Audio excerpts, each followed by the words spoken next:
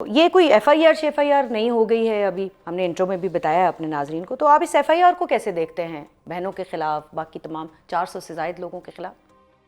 گزشتہ 3 سالوں میں بہت سی چیزوں نے، بہت سے اداروں نے، بہت سے لوگوں نے اپنی اوقت کوئی ہیں، لیکن جو سب سے زیادہ اوقت جس چیز نے کوئی ہے وہ ایف آئی آر ہے۔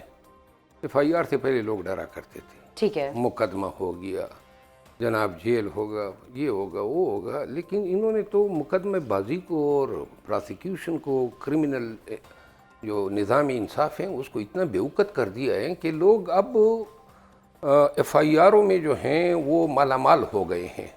یہ اب جو بتا رہے ہیں، آپ نے بتایا کہ جی دھرنا دینے پہ دہشت گردی کا مقدمہ، تو سب سے پہلے تو اپنے کیس کا خود ہی مذاق یہ اڑاتے ہیں، آپ دھرنا دینے کا کیس بنائیں نا۔ اگر دھرنا، وہ جو پیٹرول بموں کی بات ہو رہی ہے، پیٹرول بم تو اگر کسی کو نظر بھی آئے ہوتے نا، یہ پیٹرول بم ہے یا چٹکیاں، یہ کیا کہتے ہیں جو آدمی جو ہیں نظر ہی نہ آئے، پیٹرول بم اس طرح ہوتے ہیں۔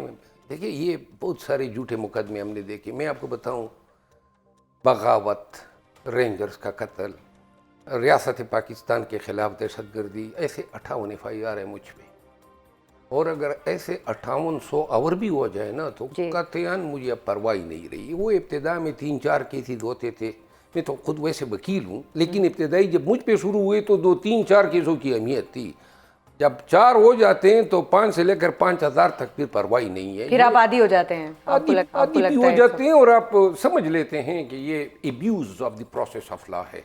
یہ جو اڈیالہ جیل کے آگے انہوں نے ورکرز پہ جو پرچہ کیا ہے، اصل میں عدالتیں جو ہیں نہیں رہی، ورنہ اگر عدالتوں کا کوئی لحاظ ہوتا، عدالتی فیصلوں کا لحاظ ہوتا، قانون کی حکمرانی کا لحاظ ہوتا، پولیس کی جرت نہ ہوتی کہ دہشت گردی کے قانون کو اس طرح ایبیوز کرتے۔ سپریم کورٹ کے لارجر بینچ نے 2020 میں باقاعدہ ایک ڈیٹیل ججمنٹ دی جو پاکستان کے تمام اداروں پہ بائنڈنگ ہے کہ دہشت گردی ہیں کیا۔ دہشت گردی یہ دھرنا دینا، پیٹرول بم اگر پھینکے بھی ہوتے تو دہشت گردی نہ تھی۔ دہشت گردی کی اصطلاح یہ ہے کہ جب آپ بائی ڈیزائن کوئی ایک ایسے فعل کا ارتکاب کرتے ہیں جس کے پیچھے آپ کا مقصد یہ ہے، یا سیکٹیرین ہے، یا ہیٹ ہے، یا ریاست کو جو ہے ڈیمیج کرنا ہے، اور بائی ڈیزائن آپ ٹیرر پھیلانا چاہتے ہیں تاکہ لوگ ڈر جائیں۔ اب اس سے اڈیالہ جیل میں 2:30 بجے یا رات کے 3 بجے کتنے لوگ تھے جو ڈر گئے۔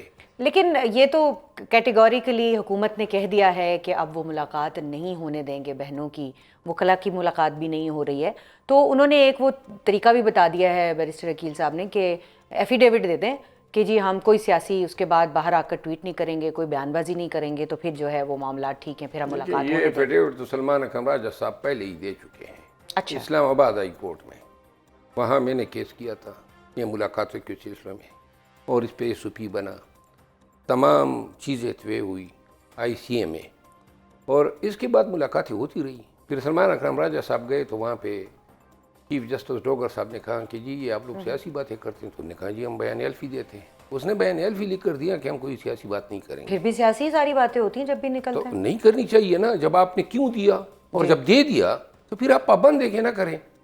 تو بہرحال یہ ابھی جو پی ٹی آئی سے مطالبہ ہے نا، اس کا مطلب یہ ہے پی ٹی آئی کو یہ کہہ رہے ہیں کہ ناک پہ لکیر کھینچو تو ملاقات دیں گے، تاکہ یہ اس کو عام زبان میں فستیت کہتے ہیں کہ ملاقاتوں پہ آپ اتنا ذلیل کریں ایک پارٹی کو، ایک پاکستان کے۔ لیکن جیل مینول، آپ نے کہا وکیل بھی ہیں، آپ کو تو ساری چیزیں پتہ ہیں، وہ تو کہتے ہیں کہ جیل مینول میں لکھا ہوا ہے کہ سیاسی تقریر نہیں کریں گے، پھر آ کے ٹویٹ بھی کرنی ہے اور ساتھ میں یہ کہنا ہے کہ جی وہ جیل مینول تو پرانا ہے، اس میں لکھا نہیں ہوا۔ کوئی پرانا نہیں ہے، اس میں رول ہے 265۔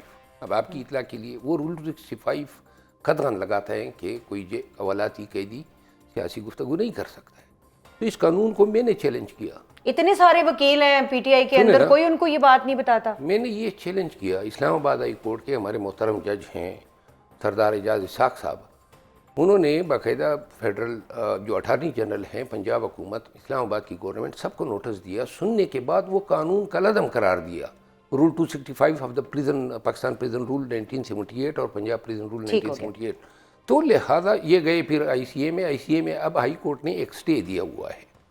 باقی جو ہیں یہ انگریز کے زمانے کا قانون ہے، تھا اور اب تو الٹرا وائرس قرار دیا جا چکا ہے. یعنی انگریزوں نے اپنے غلام قوم کے لیے بنایا تھا. یہ کہاں کی دنیا کہاں پہ پہنچ گئی. عمران خان سیاسی گفتگو کر رہا ہے تو اسے آسمان گر پڑے گا.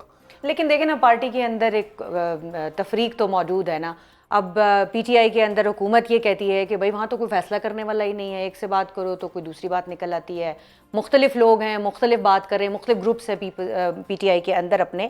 تو یہ بتائیے گا کہ آپ نے کل یہ دعویٰ بھی کیا ہے ایک پروگرام میں کہ علیمہ خان کا کنٹرول ہے پارٹی کے اوپر, تو کیا واقعی ایسے علیمہ خان کا کنٹرول ہے؟ فی الحال تو یہی لگتا ہے, جو محسوس ہوتا ہے, جو ہم دیکھتے ہیں, جو بات چیت پی ٹی آئی کے سرکل میں ہوتی ہیں اور جو فیصلے ہوتے ہیں, اس کو لگانا ہے, اس کو گرانا ہے, فلاں کو جو ہے ذلیل کرنا ہے, فلاں کے پیچھے گالم گلوچ بریگیڈ ڈالنی ہے. یہ ابھی قاضی انور صاحب کا بیان اور انٹرویو آپ نے سنا ہوگا نا. اس عمر میں یہ شخص سابقہ سینیٹر, سپریم کورٹ بار کا سابقہ صدر خان کا انتہائی معتمد, کہتا ہے کہ پی ٹی آئی نے مجھے ذلت دی ہے, اور وہ کہتا ہے کہ علیمہ خانم اور سلمان اکرم راجہ نے جو ہیں میرے ساتھ یہ سلوک روا رکھا. ٹھیک ہے, یہ باتیں تو میں کب کی کر رہا تھا. قاضی صاحب جو ہیں میری ماں پہ یہ بات کریں گے, اس نے پارٹی چھوڑ دی. تو میں آپ کو گزارش یہ کروں کہ پاکستان تحریک انصاف میں حکومت کی یہ بات درست ہے کہ کس سے بات کریں. ہر ایک شخص اپنے تئیں خان بنا ہوا ہے اور اختیار کسی کے پاس نہیں ہے. اختیار کا طریقہ کار یہ ہے کہ خان کے کانوں میں بات ڈالو, فیصلہ نکلوا لو, اور پھر اس فیصلے کی ابھی سلمان اکرم راجہ صاحب نے پولیٹیکل کمیٹی جی ڈیمالش کی, پھر خود ہی بنا دی کہ خان نے مجھے یہ اختیار دیا ہے. یہ کس طرح کے اختیار ہے؟ یہ تو آپ کی پوری پارٹی کو جو ہیں, وہ جو چند لوگ نکلے ہیں وہ تو پارٹی کے اہم لوگ تھے, ان کو نکال دیا اور باہر کے کچھ لوگ شامل کر لیے. انہوں نے ڈرامہ کیا. بیسیکلی ان کو نکالنا تھا تو نکالنے کے لیے پہلے سب کو نکال دیا, پھر جن کو نکالنا تھا ان کو لیے بغیر بقایا کو رکھ لیا. صحیح, تاکہ وہ مائنڈ کریں گے کہ بھئی ہمیں تو آپ نے پولیٹیکل کمیٹی سے نکال دیا ہے, تو اس کو یہ شکل دے دی. لیکن علیمہ خان کا ابھی ہم بات کر رہے تھے تو وہ غیر سیاسی ہیں. یہ تو کہتے ہیں کہ وہ غیر سیاسی ہیں, سارے فیصلے ادھر سے ہو رہے ہیں, ان کے ایما پہ ہو رہے ہیں, وہ خود آ کے بتاتی ہیں. تو وہ غیر سیاسی کیسے ہیں؟ غیر سیاسی بس میں نے اس دن بھی کہا, وہ موبائل میں جو ایسے ایپس آئے ہوتے ہیں جو خاموشی سے بیک گراؤنڈ میں چل رہے ہوتے ہیں, اور سب سے زیادہ بیٹری بھی پی ٹی آئی کی یہ ایپ ہیں جو چارج کر رہی ہے. محترمہ جو ہیں وہ اپنے تئیں کہتی ہے میں غیر سیاسی ہوں. میرے ساتھ پنگا کس نے لیا؟ مجھے کس نے پارٹی میں اس مقام تک پہنچایا؟ علی امین خان سے کس نے لیا؟ جنید اکبر خان سے کس نے پنگا لیا؟ عاطف خان کے ساتھ کس نے یہ روایہ؟ نعیم حیدر پنجوتا کو کس نے جو ہیں سب کے سامنے اس نے سنائی؟ ایک نہیں, ہر عامر ڈوگر صاحب, اب تو کوئی ان کا فون ہی نہیں اٹھاتے ہیں, سب جو ہیں پناہ مانگتے ہیں. مطلب علیمہ خان کا فون اب کوئی نہیں اٹھاتا؟ مطلب ویسی اس نے سنا نہیں ہوتی ہے, باقی تو کوئی عملی کام تو نہیں ہے نا.